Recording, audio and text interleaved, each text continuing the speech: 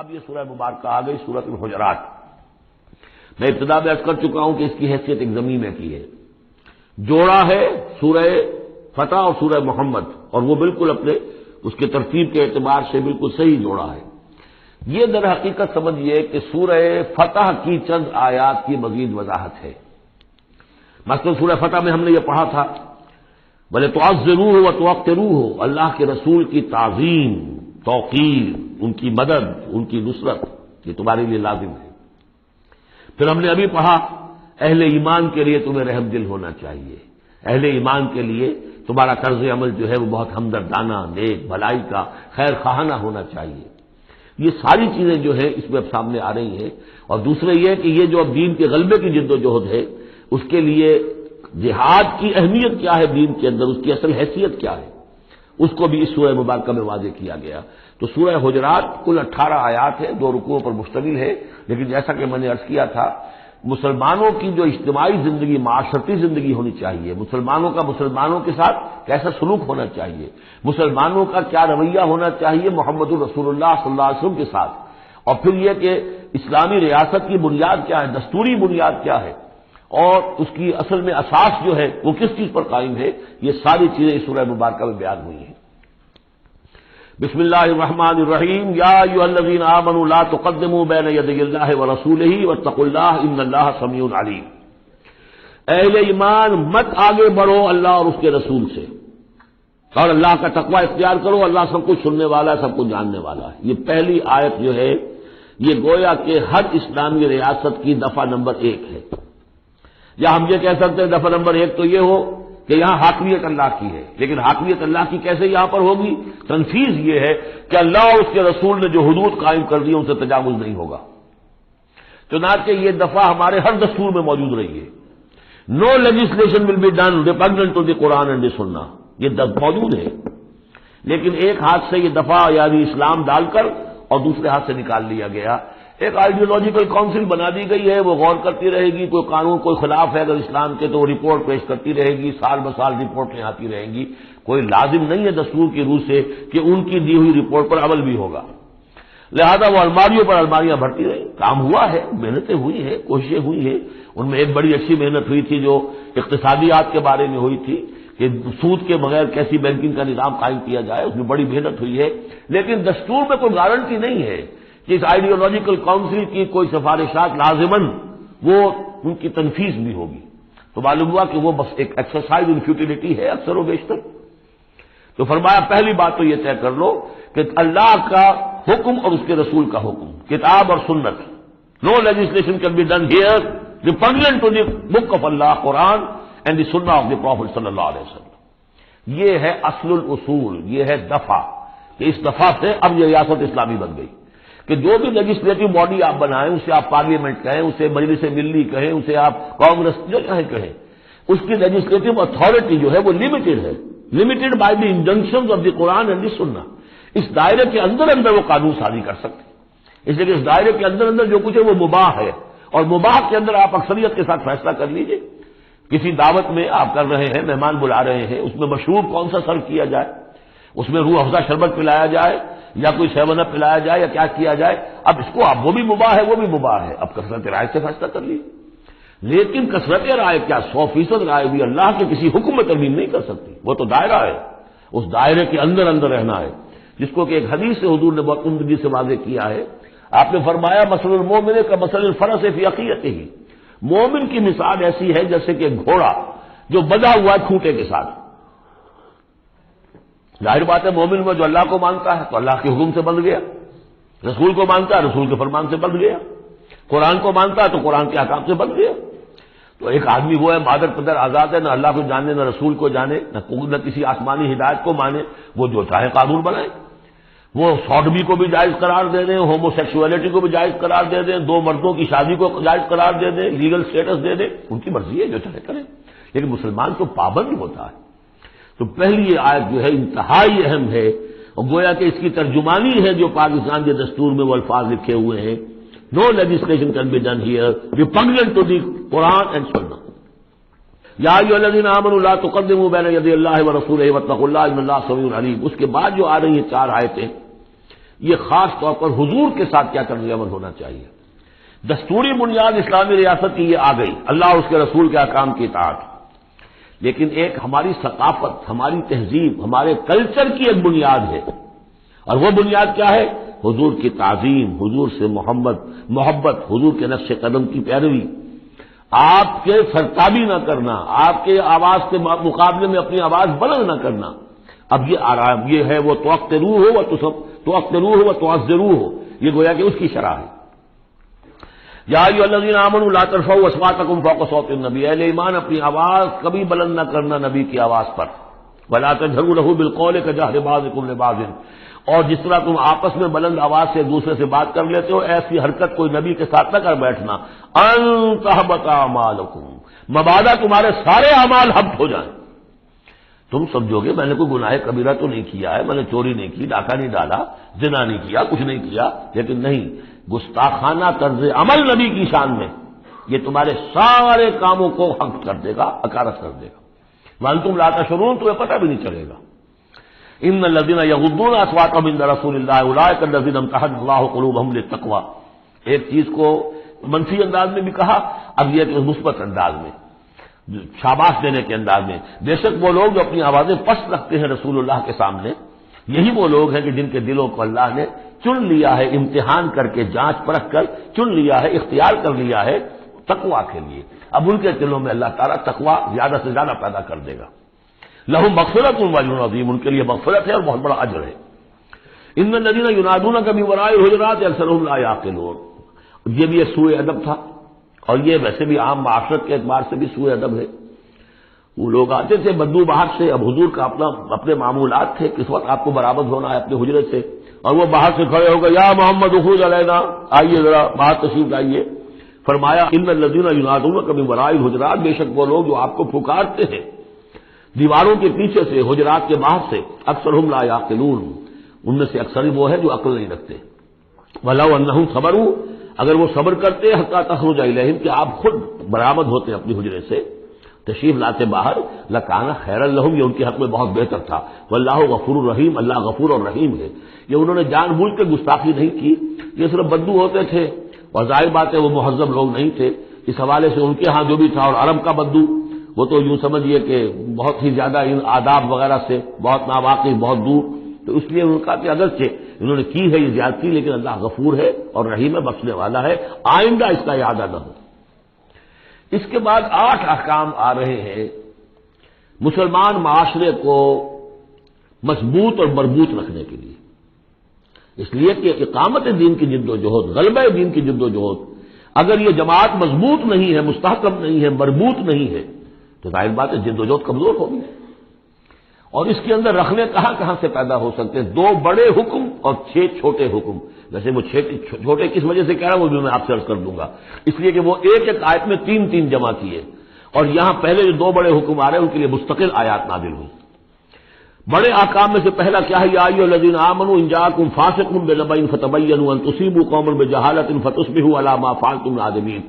اہل ایمان، اگر تمہارے پاس کوئی فاسق شخص آئے جو متقی نہیں ہے، وہ آئے کوئی بڑی خبر لے کر، اطلاع لے کر، فتبینوا، تو تحقیق کر لیا کرو، اس کی خبر پر کوئی اقدام نہ کر گزرنا. ہو سکتا ہے وہ غلط بات بتا رہا ہو تمہیں کہ فلاں قبیلہ جو ہے حملے کی تیاری کر رہا ہے، تو تم پہلے اسے پری ایمپٹ کرنے کے لیے فوری طور پر تم حملہ کر دو. نہیں، فتبینوا، تحقیق کر لیا کرو. ان تصیبوا قوما بجہالۃ، مبادا تم جا پڑو کسی قوم پر نادانی میں، حملہ کر بیٹھو کسی قوم کے اوپر، کسی قبیلے کے اوپر نادانی میں، فتصبحوا علی ما فعلتم نادمین، اور پھر تمہیں ہونا پڑے جو کچھ کہ تم نے کیا ہو اس پر نادم. اس لیے یہ کہ افواہوں پر کوئی اقدام نہ کیا جائے. ہاں خبر لانے والا صدیق اکبر ہو رضی اللہ تعالیٰ اور بات دوسری ہے، لیکن یہ کہ جو شخص جو ہے قابل اعتماد نہیں ہے، اس کا کردار، اس کی زندگی جو ہے اس طرح کی نہیں ہے، تو اس کے بارے میں اس کی رائے ہوئی کسی خبر پر فوراً کوئی اقدام درست نہیں ہوگا. اس کی پوری طرح تحقیق کرو، تفتیش کرو. اور ایسا ہی ہوتا ہے اکثر و بیشتر کہ یہ جو افواہوں کے اوپر اقدام کر دیے جاتے ہیں، ان سے بڑے بڑے جھگڑے شروع ہو جاتے ہیں، بڑی بڑی جنگیں شروع ہو جاتی ہیں. وَاعْلَمُوا أَنَّ فِيكُمْ رَسُولَ اللَّهِ، اور دیکھو تمہارے مابین اللہ کے رسول ہیں. یہ اس سے کیا مراد ہے؟ یعنی محمد صلی اللہ علیہ وسلم اللہ کے رسول ہیں، لیکن یہ تم میں سے بعض خواتین کے شوہر بھی ہیں، بعض اشخاص کے داماد بھی ہیں، بعض کے خسر بھی ہیں، یہ رشتے ہیں کہ نہیں؟ بعض کے بھتیجے بھی ہیں۔ تو اگرچہ ان کے رشتے ہیں، لیکن ازواج کو بھی سمجھنا چاہیے کہ یہ صرف میرے شوہر نہیں، یہ اللہ کے رسول ہیں۔ بڑا فرق ہوگا اگر صرف شوہر سمجھ کر کوئی معاملہ کیا، اور یہ کہ یہ حیثیت نگاہ میں نہ رہے کہ اللہ کے رسول ہے۔ اگر حضرت ابو بکر اور حضرت عمر سمجھے ہمارا داماد ہے، داماد تو بیٹے کے برابر ہوتا ہے نا، نہیں، اللہ کا رسول، ان کی جو حیثیت تمہارے سامنے مقدم رہنی چاہیے وہ یہ تو اللہ کے رسول ہے۔ وَاعْلَمُوا أَنَّ فِيكُمْ رَسُولَ اللَّهِ، یہ اللہ کے رسول ہے اگرچہ محمد ابن عبداللہ، کوئی شک نہیں، لیکن اللہ کے رسول ہیں۔ لَوْ يُطِيعُكُمْ فِي كَثِيرٍ مِّنَ الْأَمْرِ، اگر وہ تمہارا کہنا مانا کرے اکثر معاملات میں، لَعَنِتُّمْ، تو تم مشکل میں پڑ جاؤ گے۔ تمہارا رویہ یہ ہونا چاہیے کہ یہ دیکھو وہ کیا چاہتے ہیں، ان کی منشا دیکھو۔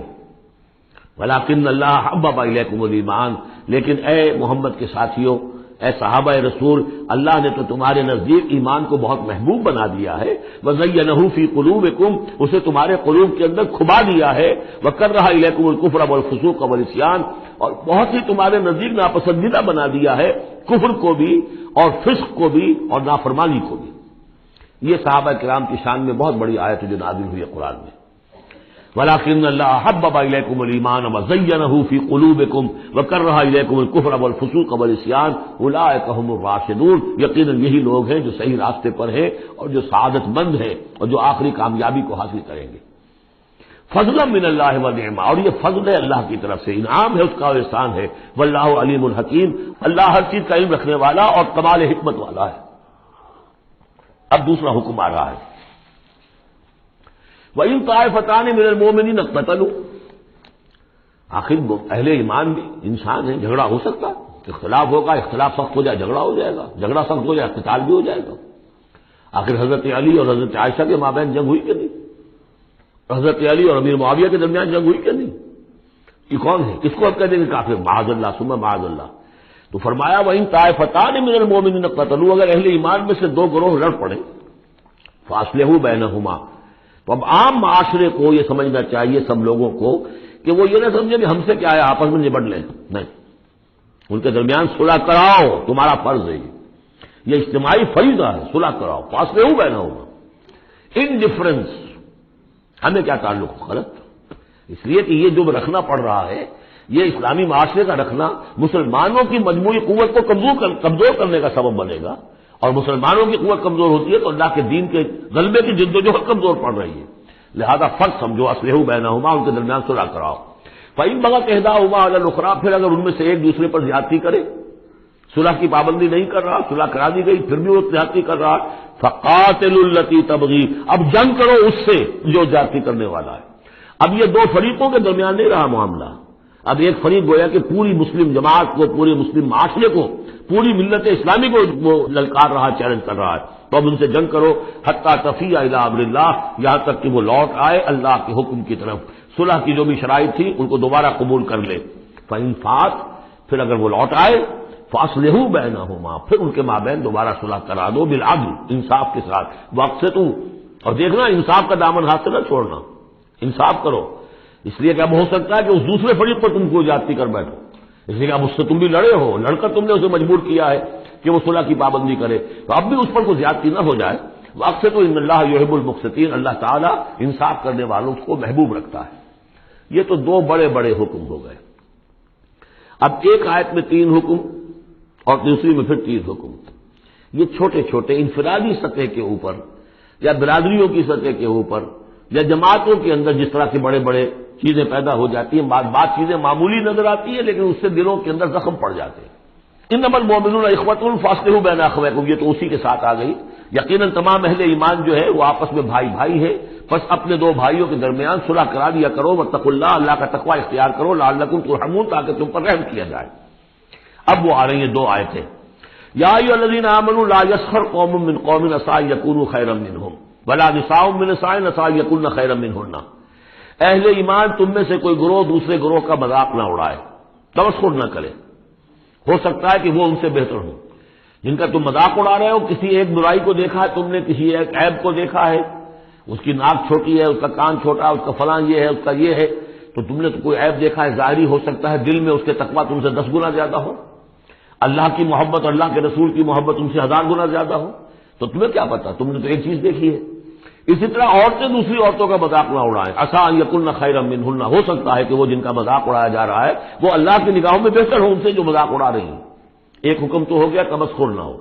ولا تلمزوا انفسکم، اپنے آپ کو عیب نہ لگاؤ، اپنے آپ کو عیب لگانا یعنی اپنے بھائیوں پر عیب نہ لگاؤ، آخر وہ تمہاری ہی اس ملت کا فرد ہے، امت کا فرد ہے، تو اس کو عیب لگا تو تمہیں عیب لگا۔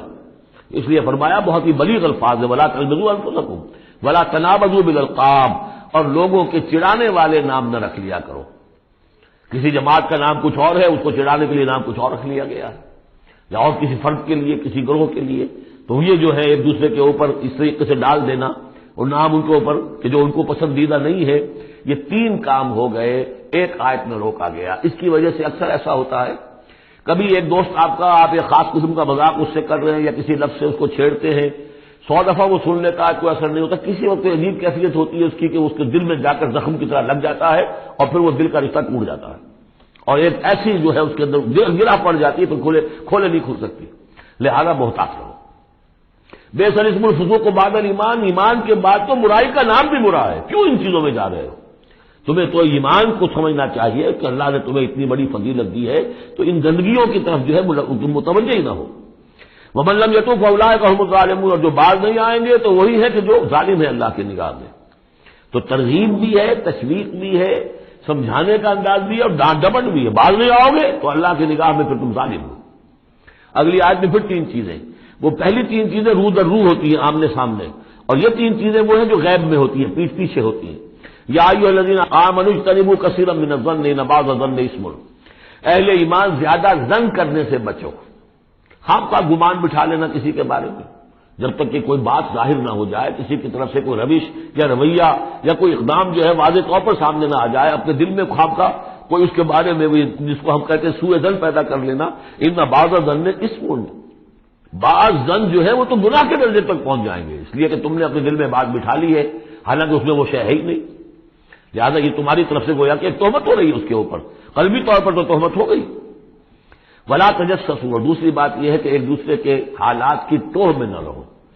بہرحال اسلامی ریاست ہوگی تو جاسوسی کا ایک محکمہ بھی ہوگا، وہ تو اپنی جگہ پر ہے، لیکن افراد کی سطح پر خام خواہ فلاں اس گھر میں کیا ہو رہا ہے، کیوں ہو رہا ہے، یہ دونوں بھائیوں کے معاملات کیا ہیں، کیا وجہ ہے، لڑائی کیوں نہیں ہوتی ان میں، کچھ لوگوں کی ہوتی، تلاش میں رہتے ایسی چیزوں کی۔ ولا تجسسوا، تجسس مت کرو۔ ولا یغتب بعضکم بعضا، اور تم میں سے کوئی دوسرے کی غیبت نہ کرے، کسی کے پیٹھ پیچھے غیر موجودگی میں اس کی کوئی برائی نہ بیان کرے، چاہے وہ برائی بالفعل اس میں ہو۔ حضور سے پوچھا گیا کہ حضور اگر وہ برائی اس میں ہو، آپ نے فرمایا تبھی تو غیبت ہے، اگر برائی ہے نہیں تو تہمت ہو گئی، وہ تو غیبت سے دوہرا جرم ہو گیا۔ لیکن یہی ہے کہ کسی مسلمان بھائی کی غیر موجودگی میں اس کی کوئی برائی بیان نہ کی جائے۔ ایحب احدکم ان یاکل لحم اخیہ میتا، کیا تم میں سے کوئی شخص اسے پسند کرے گا کہ وہ اپنے کسی مردہ بھائی کا گوشت کھائے؟ فکرہتموہ، یہ تو تمہیں بہت برا لگا، بہت گھن آیا، یہ کیا بات کہہ دی اللہ تعالیٰ نے، کوئی شخص چاہے گا یہ کہ اپنے مردہ بھائی کا گوشت کھائے؟ لیکن یہ اخلاقی سطح پر یہی کام تم کرتے ہو۔ غیبت جو ہے اخلاقی سطح پر یہی ہے، کیوں کہ جو شخص موجود نہیں ہے آپ اس کی عزت پر حملہ کر رہے ہیں، اگر وہ موجود ہوتا اپنا دفاع کرتا، لیکن موجود نہیں، دفاع نہیں کر سکتا، وضاحت کرتا، آپ کو غلط بات سمجھ میں آئی، آپ نے ٹھیک نہیں سمجھا ہے، آپ کو اطلاع صحیح نہیں ملی ہے، آپ 100 طرح سے اپنی حفاظت کرتا ہے اپنی عزت کی، اور چونکہ موجود نہیں ہے آپ نے جیسے مردہ بھائی کی لاش پڑی ہے، جس سے چاہو موٹی جو ہے کاٹ لو، لیکن اگر وہ زندہ ہو تو تمہیں قریب آنے دے گا۔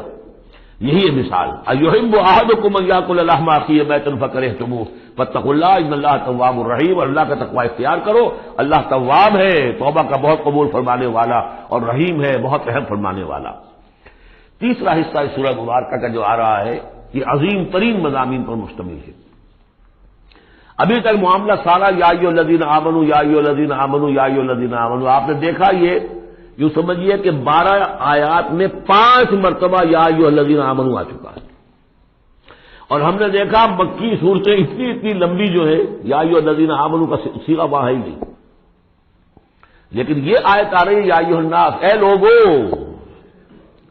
اے لوگو انا خلقناکم من ذکر و انثی، اے لوگو ہم نے تمہیں پیدا کیا ہے، تم سب کو، چاہے مومن ہو چاہے غیر مومن ہو، چاہے مسلمان ہو چاہے کافر ہو، تم سب کو ہم نے پیدا کیا ہے من ذکر و انثی، ایک مرد اور ایک عورت سے۔ حضرت آدم اور حوا کی اولاد ہو تم۔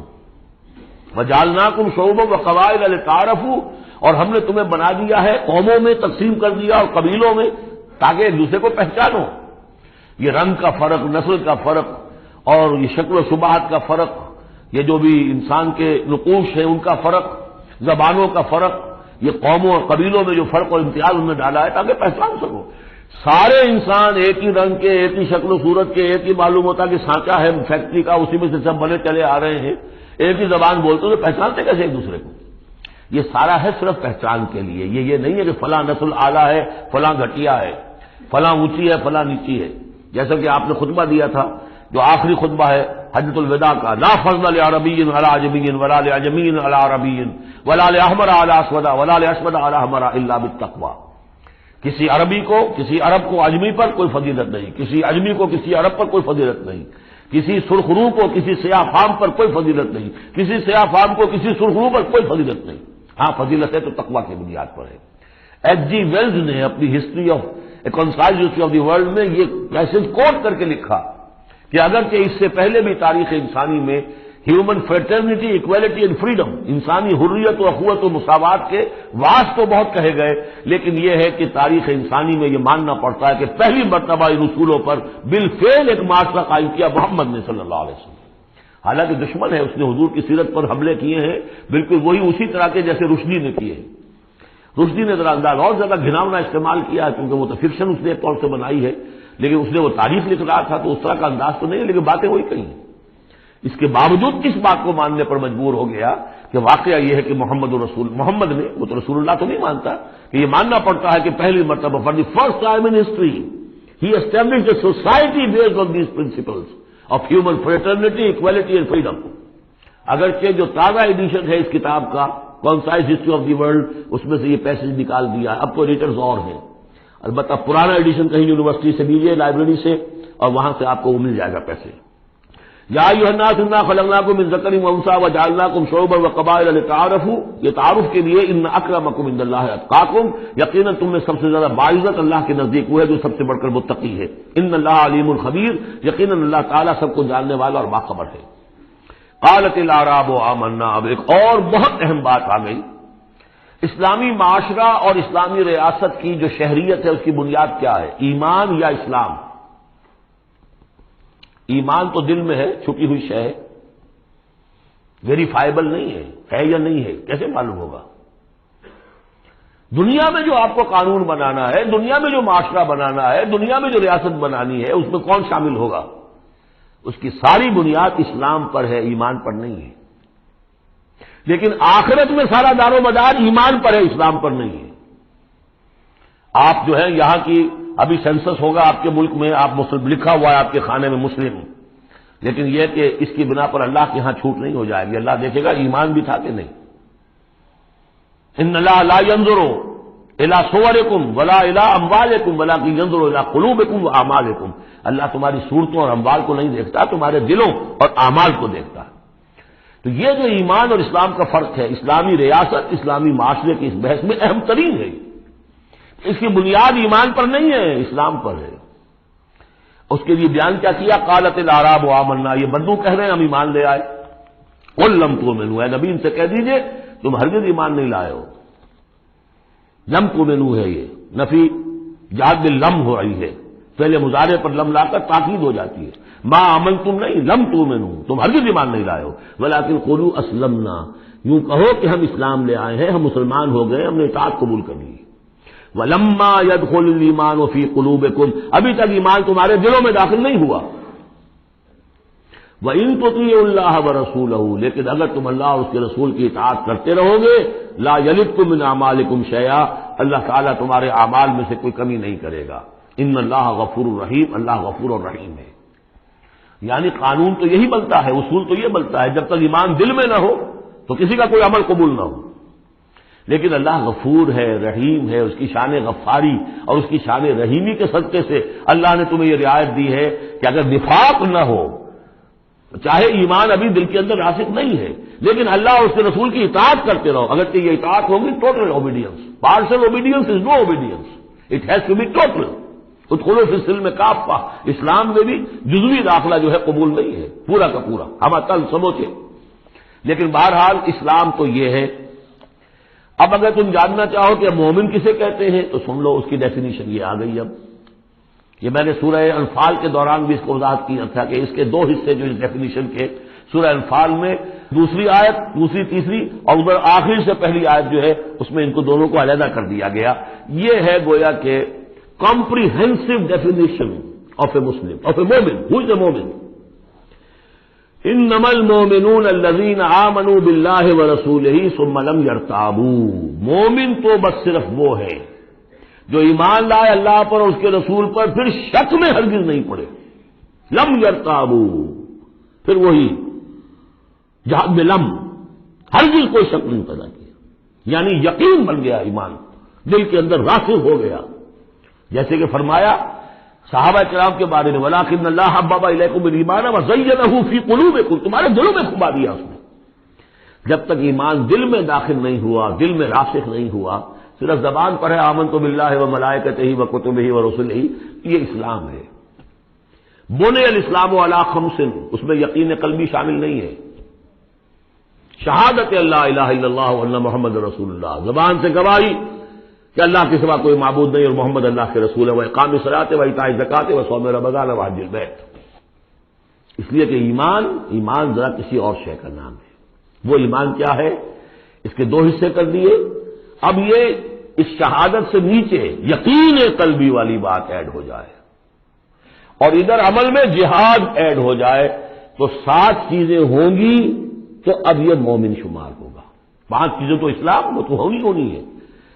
مومن جو ہے وہ مسلم تو ہوگا ہی لا محالہ، لیکن اس سے اوپر کی منزل ہے تو 2 چیزیں اور بڑھ جائیں گی. وہ کیا ہے؟ انما المؤمنون الذين آمنوا بالله ورسوله ثم لم يرتابوا وجاهدوا باموالهم وانفسهم في سبيل الله، اور جہاد کریں اپنے مالوں کے ساتھ اور اپنی جانوں کے ساتھ اللہ کی راہ میں. اولئک هم الصادقون، یہ لوگ ہیں جو سچے ہیں، دعوی ایمان میں سچے ہیں.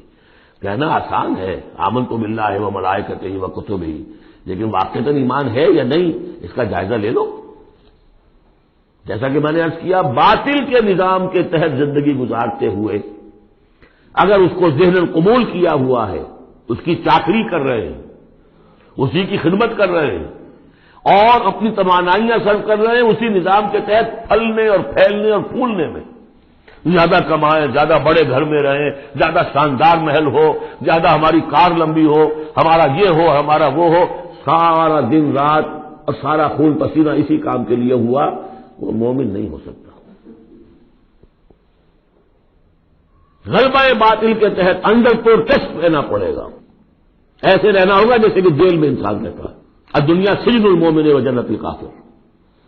اور یہ کہ اپنی توانائی میں سے منیمم سبسسٹنس لیول پر جو آپ کے وجود کو برقرار رکھنے کے لیے ناگزیر ہو، اس حد تک تو اپنے وقت اور توانائی اور اپنی قوت اور صلاحیت میں لگائیں آپ اپنے اور اپنے اہل و عیال کی ضروریات پوری کرنے کے لیے.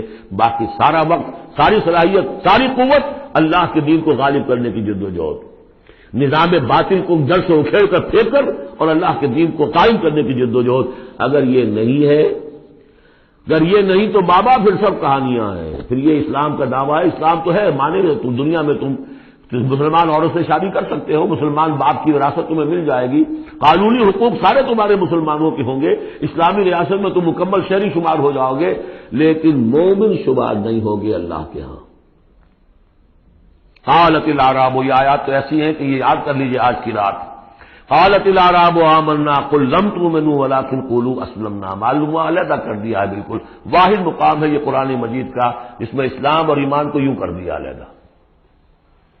کہ ایک گروہ ایسا بھی تھا جس کے بارے میں کہا گیا ایمان تمہارے دلوں میں تاحال داخل نہیں ہوا.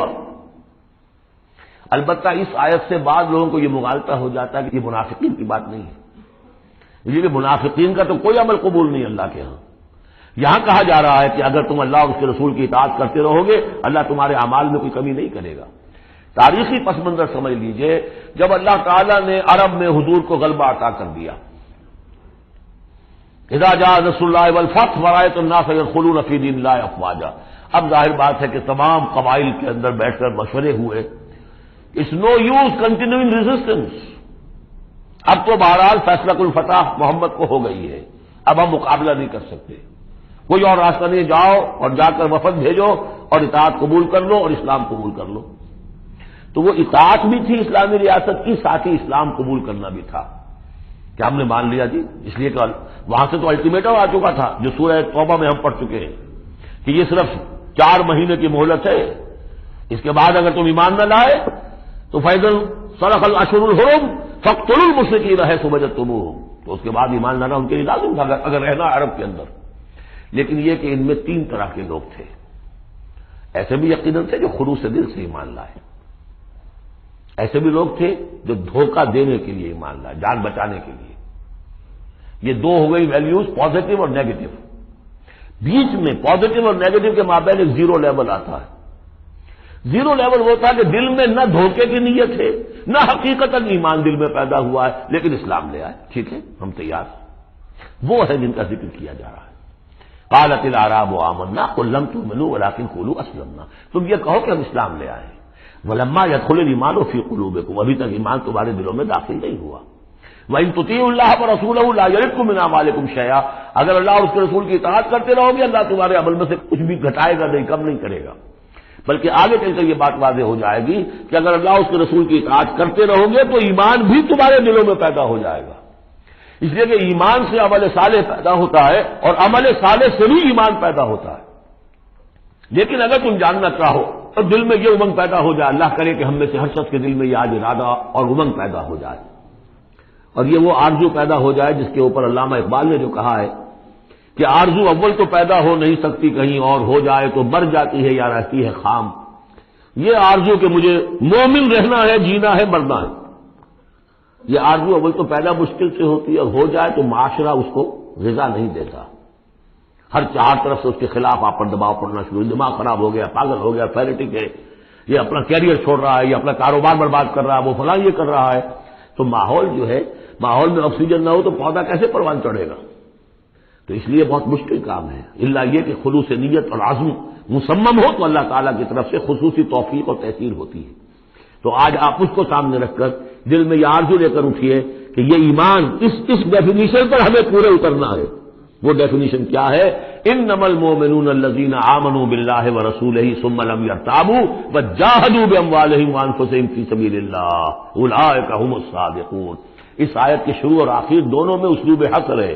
مومن صرف وہ ہے جو ایمان لائے اللہ پر، اس کے رسول پر، پھر شک میں ہرگز نہیں پڑے، ان کے دل میں اس ایمان نے یقین کی شکل اختیار کر لی، اور پھر انہوں نے جہاد کیا اللہ کی راہ میں، کھپائے اس میں اپنے مال بھی، اپنی جانیں بھی۔ یہی لوگ سچے ہیں اپنے دعوی ایمان میں۔ اللہم ربنا اجعلنا منہم، اللہم ربنا اجعلنا منہم، یہی صادقون ہیں جن کے بارے میں سورہ توبہ میں ہم آیت پڑھ کر آئے ہیں، کونوا مع الصادقین، صادقین کے ساتھ ہو جاؤ۔ تلاش کرو کوئی صادقین ہے دنیا میں اس وقت کے نہیں، اور حضور نے یہ خبر دی ہے لا تزال فی امتی طائفۃ قائمین علی الحق، میری امت میں ہمیشہ ایک گروہ ضرور موجود رہے گا جو حق پر قائم ہوگا۔ تلاش کرو اور تلاش کر کے کونوا مع الصادقین، ان میں شامل ہو، ان کے ساتھ شامل ہو جاؤ، ان کے دست و بازو بنو۔ ظاہر بات ہے جمعیت کے بغیر، جماعت کے بغیر وہ اقامت دین کیسے ہوگی؟ وہ اظہار و دین الحق علی دین کلہ کیسے ہوگا؟ محمد رسول اللہ والذین معہ وہ حزب اللہ بن گئے تھے، تبھی تو دین قائم ہوا نا۔ اب وہ ساری کیفیات جو سورہ حجرات میں آئیں، قل اتعلمون اللہ بدینکم، اب یہ نوٹ کر لیجئے جن لوگوں کے دلوں میں وہ ایمان نہیں تھا، وہ اسلام لانے پر حضور پر اپنے احسان جتایا کرے، حضور دیکھیے ہم تو لڑے بھڑے بغیر اسلام لے آئے، تو ہمارا تو حق زیادہ ہونا چاہیے۔ وہ ہماری ہریانے کی زبان میں یہ کہاوت ہے، تھوتھا چنا باجے گھنا، وہ چنا جو اندر سے کھوکھلا ہو چکا ہو اس کی آواز زیادہ ہوتی ہے، برتن خالی ہوگا تو آواز کھنکھنانے کی آتی ہے، برتن کے اندر پانی پڑا ہوا ہو تو پھر اس طرح کی آواز نہیں آتی۔ تو ایمان سے خالی تھے اس لیے وہ اپنی ایمان کے دعوے ذرا زیادہ کرتے تھے۔ قل اتعلمون اللہ بدینکم، تم اپنے دین کا جو اس طرح سے بڑھ چڑھ کر باتیں کرتے ہو تو اللہ کو بتانا چاہتے ہو، جتلانا چاہتے ہو اپنا دین، واللہ یعلم ما فی السماوات وما فی الارض۔ اگر تمہیں ایمان حاصل ہوتا تو تم یہ جانتے کہ اللہ تو جانتا ہے جو کچھ کے آسمانوں میں اور زمین میں ہے۔ ایک بندہ مومن کے لیے تو یہ کہنے کی ضرورت ہی نہیں، واللہ بکل شیء علیم، اللہ تو ہر چیز کا علم رکھتا ہے۔ یمنون علیک ان اسلموا، اے نبی آپ پر احسان دھر رہے ہیں کہ ہم اسلام لے آئے، قل لا تمنوا علی اسلامکم، اے نبی سے کہہ دیجئے مجھ پر اپنے اسلام کا کوئی احسان مت دھرو، بل اللہ یمن علیکم، کیونکہ اللہ تم پر احسان دھرتا ہے، ان ہداکم للایمان ان کنتم صادقین، کہ اس نے تمہیں ایمان کے راستے پر ڈال دیا ہے اگر تم سچے ہو۔ جب اسلام پر آ گئے ہو تو ایمان کے راستے پر چڑھ گئے ہو، اگر سچے ہو گے تو اب ایمان تمہارے اندر پیدا ہو جائے گا۔ اطاعت رسول کرتے رہو گے، اطاعت الہی کرتے رہو گے، نمازیں پڑھو گے، روزے رکھو گے، زکوٰۃ دو گے خوش دلی کے ساتھ، تو ان اعمال کی بدولت ان کی نورانیت تمہارے قلوب کے اندر اترے گی اور اس سے تمہارے اندر ایمان پیدا ہو جائے گا۔ دیکھیے یہاں لفظ اسلام آیا تھا، پھر یمنون علیک ان اسلموا، یہ آپ پر احسان دھر رہے ہیں کہ وہ اسلام لے آئے۔ قل لا تمنوا علی اسلامکم، اے نبی کہہ دیجیے مجھ پر اپنے اسلام کا احسان مت دھرو، بل اللہ یمن علیکم، بلکہ یہ تو اللہ تم پر احسان دھر رہا ہے، ان ہداکم للایمان، کہ یہ جو تمہیں اسلام لانے کی توفیق دے دی اس نے، تو اس نے گویا کہ ایمان کی سڑک پر ڈال دیا، تمہیں اس راستے پر ڈال دیا ہے کہ جو ایمان تک لے جائے گی، ان کنتم صادقین، اگر تم اپنے اسلام میں صادق ہو۔ ہاں اسلام منافقانہ لائے ہو تو بات اور ہے، دل میں عداوت ہے، دشمنی ہے، صرف جان بچانے کے لیے، اگر نیت یہی ہے تو پھر تو ظاہر بات ہے کہ نہ اسلام ہے اور نہ ایمان ہے، اگرچہ قانون اور پھر بھی مسلمان مانے جائیں گے۔ منافقین بھی آخری وقت تک مسلمان مانے گئے، منافقین جو ہے یہاں تک کہ رئیس المنافقین عبداللہ ابن ابی کی نماز جنازہ حضور نے پڑھائی ہے۔ یہ تو غزوہ تبوک کے بعد ہوا، پھر کہ منافقین کو ننگا بھی کیا گیا اور مسجد جو انہوں نے بنائی تھی مسجد ضرار وہ گرا بھی دی گئی، وہ سب کچھ ہوا بعد میں ہوا، پہلے نہیں۔ غزوہ تبوک تک کا معاملہ یہ تھا کہ پردہ پڑا ہوا تھا۔ بل اللہ یمن علیکم ان ہداکم للایمان ان کنتم صادقین ان اللہ یعلم غیب السماوات والارض، یقیناً اللہ تعالیٰ جانتا ہے آسمانوں اور زمین کی تمام چھپی ہوئی چیزیں، غائب اور غیب اللہ کے علم میں ہے، واللہ بصیر بما تعملون، اور جو کچھ تم کر رہے ہو اللہ اسے دیکھ رہا ہے۔ بارک اللہ لی ولکم فی القرآن العظیم ونفعنی وإیاکم بالآیات والذکر الحکیم۔